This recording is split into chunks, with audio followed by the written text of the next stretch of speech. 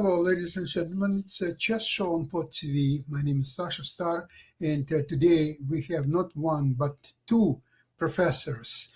Uh, Ken Regan, welcome to Yep. the show. Thank you for having me on. Yeah, Yeah, my home. excellent. And we have uh, Dan. Dan, of course, Dan Fleetwood. Welcome to the show, Dan. At Vanderbilt. Yeah. Hi, Sasha. Hi, Ken. It's good to be back after several weeks of travels and end of semester final exams and stuff. Okay. Anyway, we are all together here today. And there are so many things to look at. And Ken, what's your preference?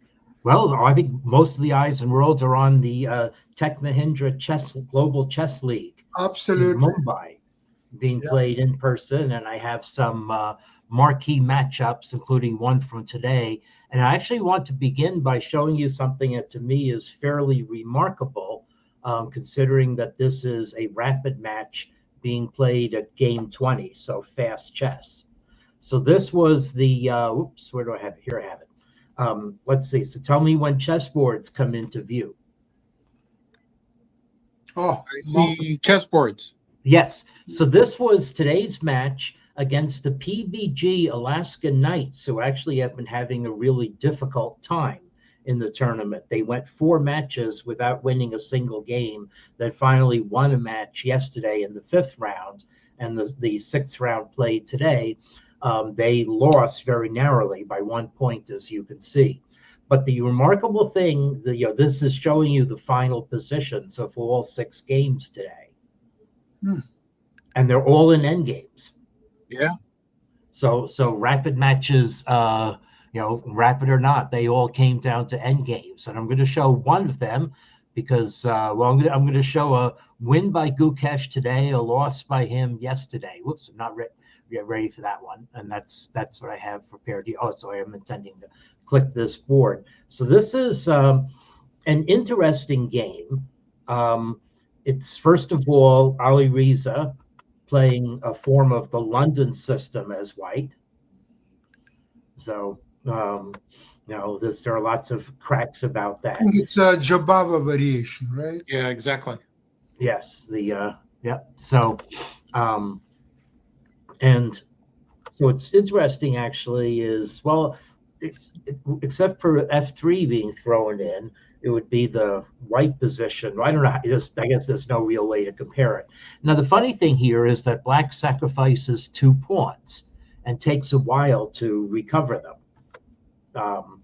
And indeed, if you, there we are, 2 pawns. And now after this, you might think, wait, is black going to resign? I mean, 2 pawns down and got a knight on F6 that's under pin.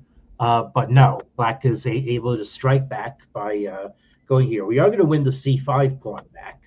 And so it's important for white to play knight C3.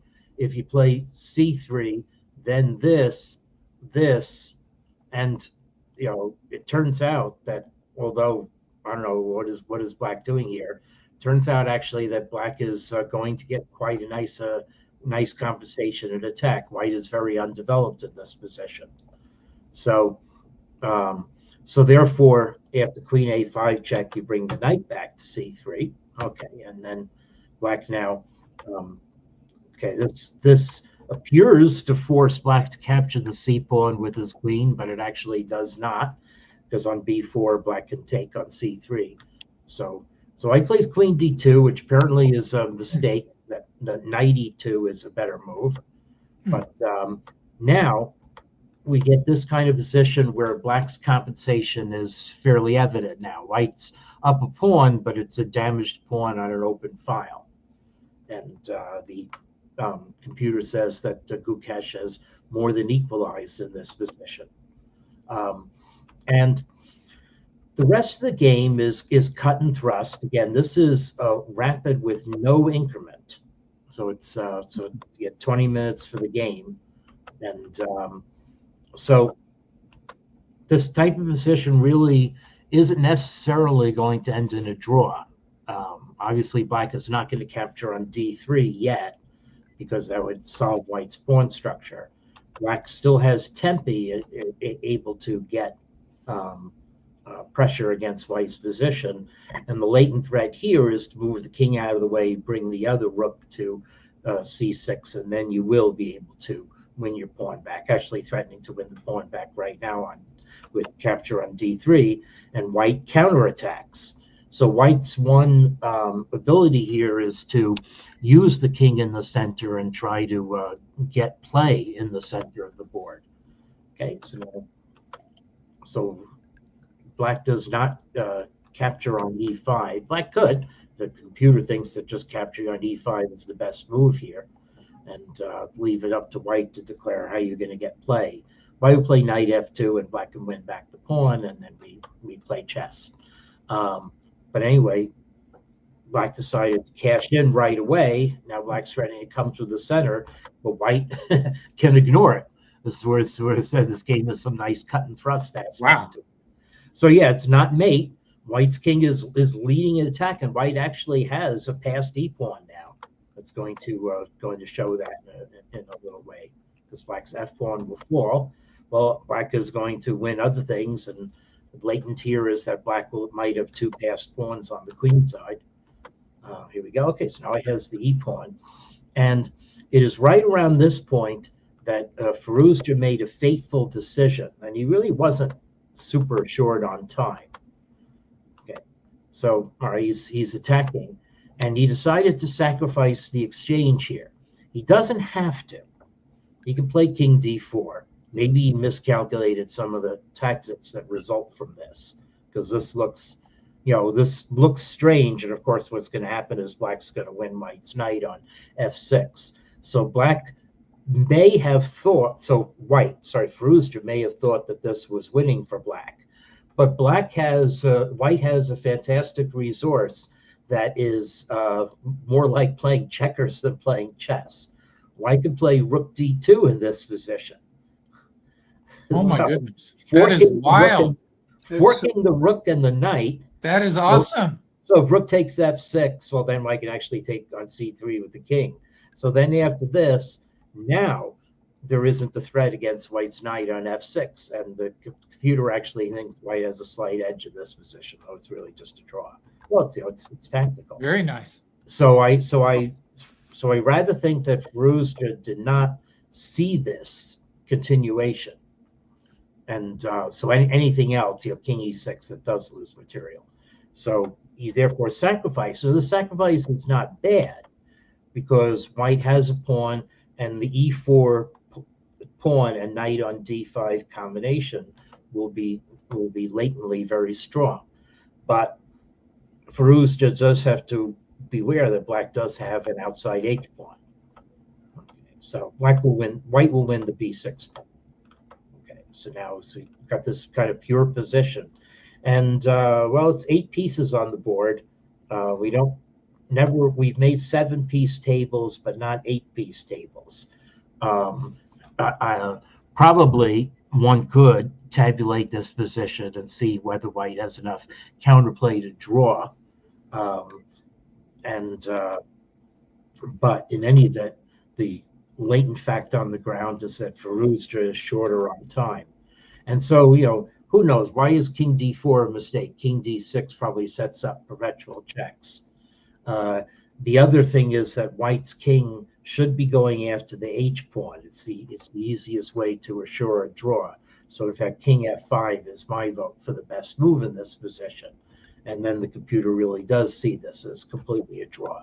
White's knight is anchored on d5, so white's king can afford to wander. Worse is worse, you lose the e pawn. But anyway, so now black pass pawns must be pushed, says the computer anyway. Now white is going to have one more chance to get the king after the pawn. So now Gukesh decided to try. Now it turns out king c6, even though it looks like sticking the king into a fork. Again, this is in rapid chess. This sort of thing is hard to it's maybe hard to evaluate, because you think you're walking into this, okay, and then this, okay, but black simply attacks sure. white's rook. Right. And well, there's not there. You might think, okay, is there a perpetual check here? What if I go back here? No, now you can go here, and you staved off the attack, and your pawn is running. So again, there are lots of interesting byplays in this position, but obviously king a6 looks like the safer move, and this was white's last chance, I think, to go for the king going after the pawn. Oh, but maybe I'm wrong. Maybe I've analyzed this wrong. Wait, king f4, no, h3, no, it's not. Okay, that was my impression when I was playing over the game. So the question now is, where does white actually lose this position? And turns out king d6 and e5 is, but you're down to 23 seconds left. You see a check, give a check, and you're hoping you can stop black's pawn with your knight. But roundabout here now, the game is winning for black, and black finished it off by capturing white's knight. Rook is going to come out with check, and then it's an easy win. So good game by Gukesh there, and maybe a lot more interesting juncture in the game than one can give it credit for, playing at such a fast pace. 10 seconds left and 4 seconds left for the players. Yeah, it looks like, I mean, white's got to get either more of a tactical threat or get the e-pawn up a couple more squares to be able to hold that. Yeah. Well, so that was a win by Gukesh, but here he is playing Hikaru Nakamura. And notice, so this was in a match in round 4. And notice the respective scores. Nakamura 4 from 4, Gukesh 0 from 3 at this point. Wow. Okay. Well, so this game was a classic Gyoko Tabiya type game with an early h6. So maybe Dan, this is this really? I think Nakamura has probably played these positions like a million times. Yes, yeah, that's true. That's. I mean, he's probably one of the, I don't know, half dozen world's experts on these. Along with Carlsen and Caruana. A lot of the top guys know these. Some of these lines are 33 to 35 moves deep. So in some correspondence games, people are like doing novelties on like move 29 or something, which is ridiculous because this is the line that everyone used to play to avoid theory. Yeah, that's right. But Berlin is made it theory. Now, the other thing I wanted to ask you about is look at the top line by Stockfish in this position. White plays c3, preparing a thrust in the center, and g5 responds with an attack on the wing. I mean, that's what Tarrasch said, right? An attack in the center should be met by a thrust on the wing. Oh wait, no, it's the other way. Yeah, it's the other way around. Haha. Yeah, good one. And the thing is, g5 is the kind of move that you usually see in 12-move victories by people like Kieseritzky over counts and bankers who could afford to pay him 10 ducats to play a game of chess. That's exactly right. In the Italian game and in the Berlin, the rook g8 and g5, and that's become all the rage when but to do that before white even castles seems a bit optimistic. Oh yeah, that's right. Well, the main line shows white castling in response to g5, which I see some of these, and in fact, I'm in a correspondence game right now. I'm looking at a move very deeply that to my eye looks like a Duffer's move, actually in a London system, and it's like we're relearning what we thought we knew about chess, and it turns out that some of these are either deep prophylaxis or gaining space that's hard for the engine to see ever going away. So here we are. I don't and both move in Ruy Lopez on the third move after e45, knight f3, knight c6, bishop b5, move g5 right away on the third move. Yeah, it's playable. It's playable in Blitz. It's bad, but it's playable. In Blitz, can almost 100% because first of all you're gaining a minute right away. Then Yeah. there is no refutation of that move anyway. Yeah, I know. Those white squares are horrible. I would never play it in Yeah. correspondence, but for blitz it would be fun. Yeah, Hmm. absolutely. So Dan, both words you said, gaining space and prophylaxis, apply to White's next move, A3. Yeah. Oh yeah, that's got to be a double exclam. Yeah, yeah, yeah. Definitely from the Star Trek universe. H6, A3. Wow. Well, okay, G6 now. So Hikaru, likes to fee and counter the bishops, and now Gukesh does start playing some very simple moves. Okay, well, H3, of course, to stop it. I guess White is inviting Black to take an initiative. I don't know what else is. Yeah. Well, no, but White now starts playing very sensible in the center moves, and I guess White isn't technically ahead in development. It just felt like it after these moves.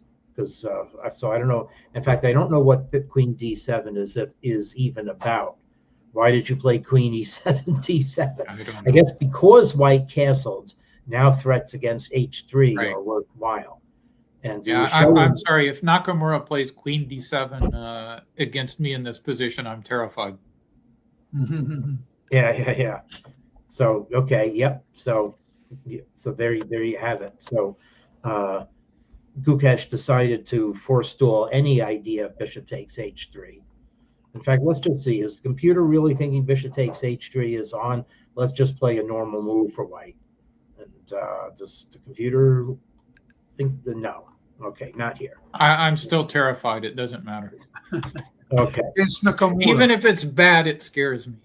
Yeah. But yeah. it looked like the computer wanted G5 after Rook D1, and that would be an entertaining game. That would then comes G4, and that's exciting. Yeah. Well, we're gonna get our entertaining game, all right. This becomes quite a slugfest. Okay, so now reaction in the center, and White decided to undo Black's pawns right away. White wasn't really set up to put pressure on E5 anyway, so by doubling on the E file, so instead just gets influence in the center the direct way, but of course allowing Black's knight to come in with tempo. So, well, Black still has to take a move to castle, right? Well, not for a while. So White's structure is perfectly sound. Black has a few weak squares, G6, E6. So it's a question of whether White can put any pressure, and White would like to exchange the bishop on G7. That's for sure. And here comes this exchange, exquisitely timed.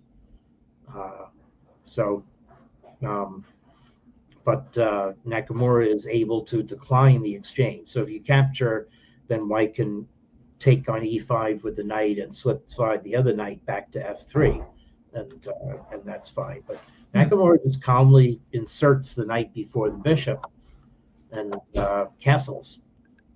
So now we have dynamic parity, but still White for choice because Black's position is much looser, and there are tactics in the game. And in fact, Rook AE8, the most natural move on the board, is allows White to create a tactical problem for Black.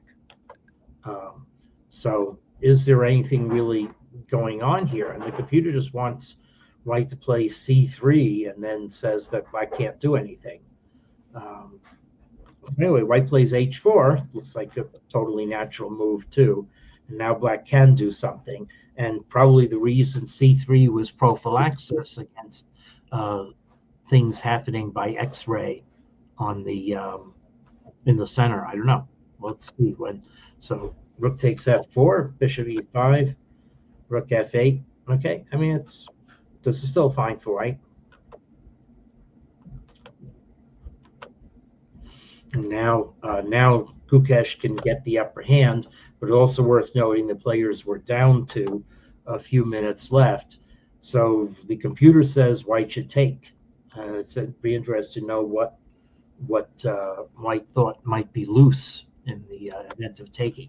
I mean, I guess what you see is if you take, black has knight d4 maybe, and their pins might come into play. But it doesn't work. Anyway, white retreated the bishop to take pins off the table.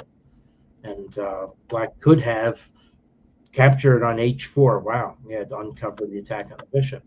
But just simply played to try to solidify. And again, these are all completely natural moves being queried by the computer because this position is indelibly tactical. White can now just capture on h6 with the bishop, but there's a real fog of war effect with all the pins. So White decided to lessen the pin, but then realized something went wrong and moved back.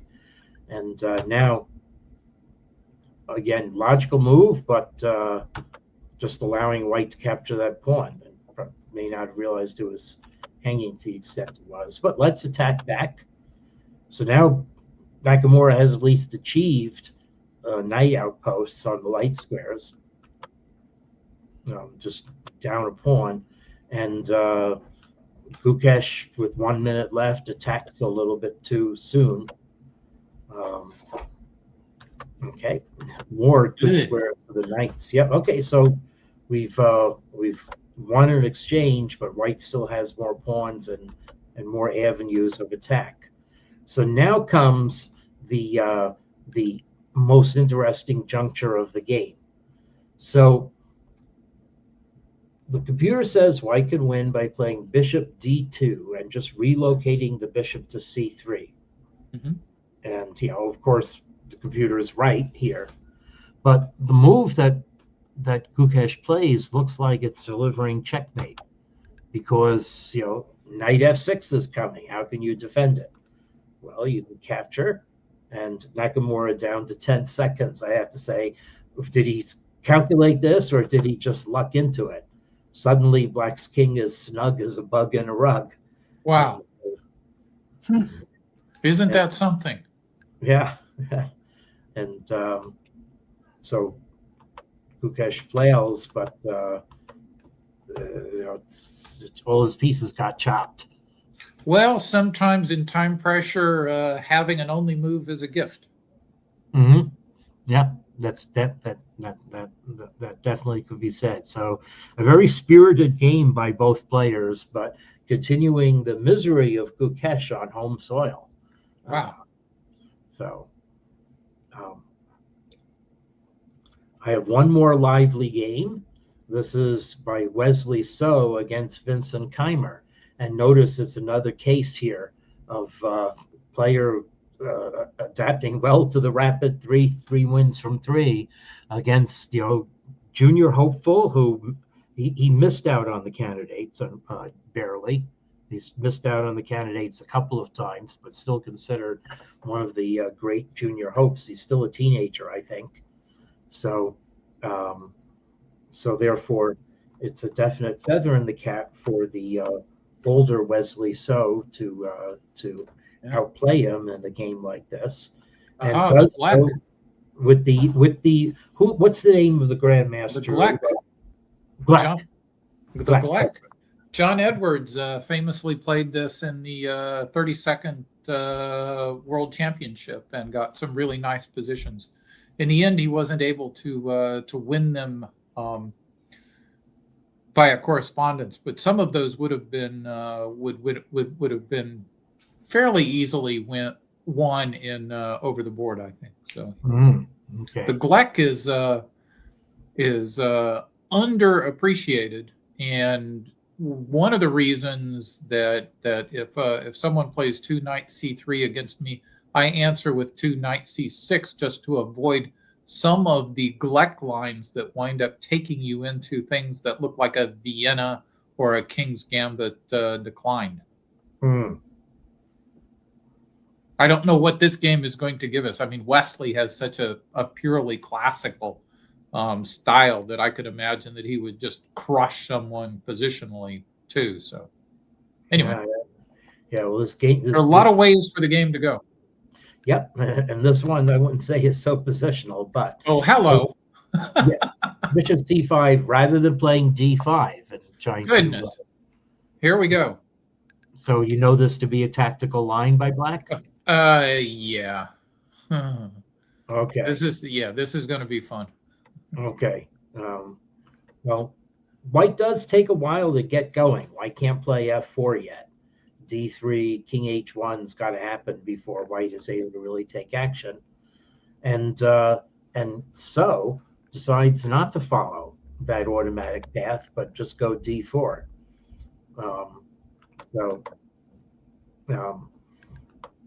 So now, I mean, optically, I think Black is fine here. Got some counterplay pressure. On the other hand, it is true that White has a preponderance of pawns on the king side, and that's going to be, good for something later. B3. So now capture is that way again. Advantage Black, but White has more space in the center. Yeah, he's going to win with the A pawn in the end game. Yeah, let's see if that materializes. Chances are it doesn't, but that would be my thinking, to have that outside pass pawn in an ending. Okay.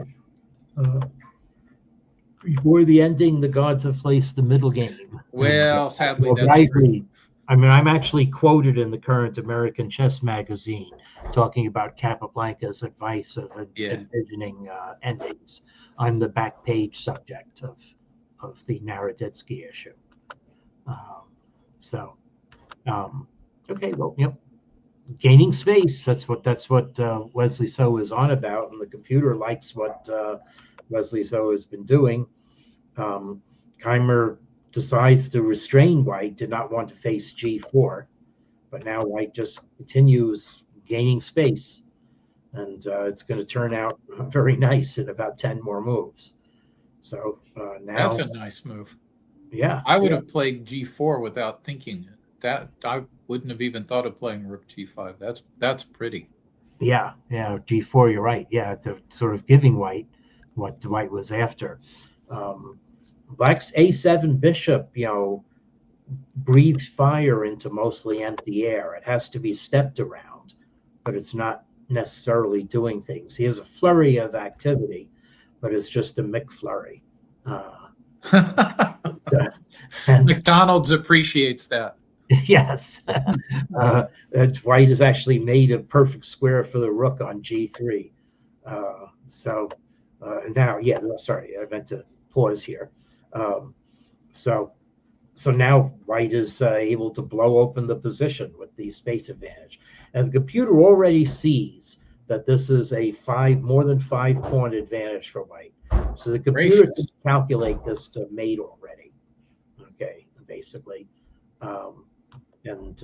So that's the natural plan to try to keep up. But G7 is exposed. And here we go. Yeah, wow. And it's now very much all falling apart. The knight just shuts up the things and was threatening knight takes F5 and mate on F7. So Black tries to guard that, but loses the bishop, and all of White's pieces. Oh my goodness! Yeah. So massacre. Yes. Wow. Yes, it is. Well, did I mention that I like playing 2 knight c6 against that system, because none of those things happen if you do that. Okay, yeah, it's true. Knight c6, yeah. Yeah. Mm-hmm. And then if something like bishop c4, you can even play a5 on move 3, and that's just a totally different game. What does a5 accomplish here? It just kind of gains space on the queen side, and so I would play f4 with no hesitation. Yeah. Well, okay. Yes, it's a chess game. It's a chess game, yeah. So, we are finding out that a5 is better, like on move 5 than on 3. I might have been joking a little bit there, but a5 comes relatively early in these lines, and Black basically just does a deep prophylaxis. Yeah. Yeah, we've learned from this book that we can push our A and H, G, and B pawns earlier. Yeah. That's right. Well, about this tournament, it's almost ending soon, and I'm watching it every day, and I still don't understand the system, Well, actually, the team select. Mehmet Ismail on Twitter just posted an analysis showing that the complicated scoring with black tiebreak system is really just equivalent to standard scoring with tiebreakers favoring black. So you can dispense with all the complexity. Okay. Calls himself Mehmet Mars 7 on Twitter. What about the color selection when a team plays all games with the same color? That's never happened before. I don't recall it. Yeah. Did you notice that? So really is a white. Well, it's a double round robin, so they can do that. Oh, I see. That I didn't know. I didn't even know that. It goes to show that unless you know all of the details, it's mysterious. And sometimes, even if you know all the details, it's more mysterious. Somebody should write the book about all the rules of this tournament, so people would have better understanding, because you are watching the games. Games are fascinating, very good games, excellent grandmasters, including world champions and so on. Actually, that's another tournament that shows today's meaning of world champion is becoming quite artificial, to say the best, because it's very seldom that he can score even 50% in a tournament. Yeah. Whether it's a fast game or so on. Okay, gentlemen, thank you very much for today's program. We will have a rest next week, and we'll enjoy watching the Rapid and Blitz Championship. And then the following week, we will get together, we'll discuss this fascinating tournament. Wonderful. All right. Merry Christmas to all of you and your families. Happy Hanukkah to you. Happy New Year. Happy Hanukkah to all. Bye-bye. Merry Christmas, happy holidays, and go Happy New Year. Vanderbilt football. Yeah, thank you. Heisman, but might get some playoff wins. So, Excellent. All right. Bye-bye, everybody. All right. Bye, everyone. Bye-bye.